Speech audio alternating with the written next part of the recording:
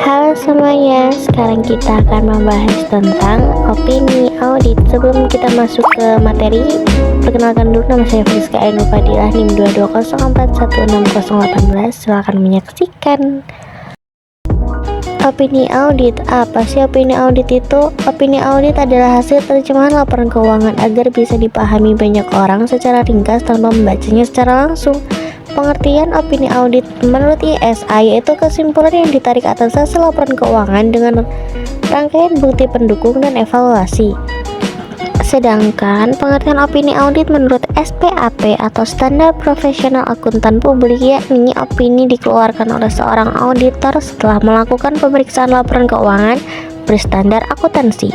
Selanjutnya ada jenis opini audit dan contohnya. Yang pertama yaitu opini wajar tanpa pengecualian atau unqualified opinion, yaitu opini yang dikeluarkan karena laporan keuangan perusahaan telah tersusun dengan rapi dan berdasarkan standar akuntansi yang berlaku. Tidak peduli bagaimana laba atau ruginya perusahaan dalam laporan tersebut. Contoh opini audit wajar tanpa pengecualian adalah going concern. Contoh opini audit going concern adalah saat terjadi penurunan kinerja keuangan dalam kurun waktu lama, uang tunai negatif dari operasi, kerugian resiko keuangan, gagal bayar kredit, dan kasus pengadilan. Yang kedua, ada opini wajar dengan pengecualian atau qualified opinion. Auditor diperbolehkan menyimpulkan hasil laporan keuangan secara wajar beserta pengecualian tertentu, sehingga jenis opini audit adalah opini wajar dengan pengecualian. Dalam kasus tersebut, contoh opini audit adalah ketika di dalamnya terdapat kata wajar dan kecuali. Yang ketiga, ada opini wajar tanpa pengecualian tambahan paragraf penjelasan. Jenis berikutnya opini audit adalah wajar tanpa pengecualian dengan tambahan paragraf penjelasan. Jenis opini audit satu ini menyatakan bahwa laporan keuangan tersusun sesuai standar dan tidak mengandung kejanggalan. Akan tetapi, auditor memberi catatan khusus berkaitan masa pengeluaran laporan keuangan tersebut. Misalnya saat bencana alam, terjadi korupsi internal, perusahaan dalam proses pilot, dan sebagainya. Yang keempat, ada opini tidak wajar. Opini audit tidak wajar adalah jenis opini audit dengan interpretasi bahwa hasil pemeriksaan mengandung kesalahan penyajian dengan bukti cukup dan tepat.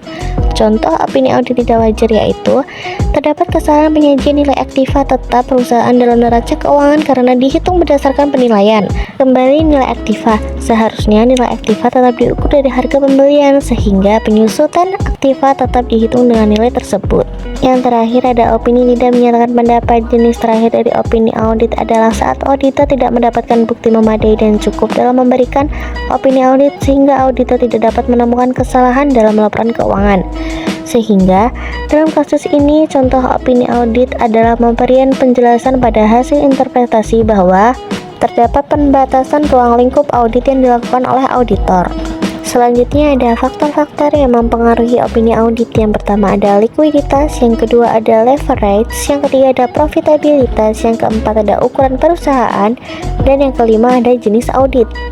Selanjutnya ada tahapan opini audit. Yang pertama ada merencanakan pendekatan sebuah audit. Tahapan pertama dari opini audit adalah auditor merencanakan pendekatan sebuah audit. Yang kedua ada menguji sistem kontrol dan proses transaksi. Sebelum jatuh pada sebuah kesimpulan, auditor akan melakukan pengujian hipotesis dalam sistem kontrol dan proses transaksi. Hal ini dilakukan untuk melihat kevalidan sebuah prediksi hasil. Yang ketiga, menerapkan prosedur analitik pada saldo laporan keuangan. Auditor akan menerapkan prosedur analitik pada saldo laporan keuangan. Tujuan tersebut untuk melakukan evaluasi keuangan dengan menghubungkan data keuangan satu dengan lainnya. Yang terakhir ada finalisasi dan penerbitan laporan audit. Tahapan terakhir opini audit adalah finalisasi. Ketika seluruh data dianalisis dan dikumpulkan bukti-bukti, maka auditor akan melakukan finalisasi seperti penyusunan laporan, pengecekan kembali, dan meneliti ulang. Apabila telah final, maka auditor berhak menerbitkan laporan audit. Cukup sekian dan terima kasih.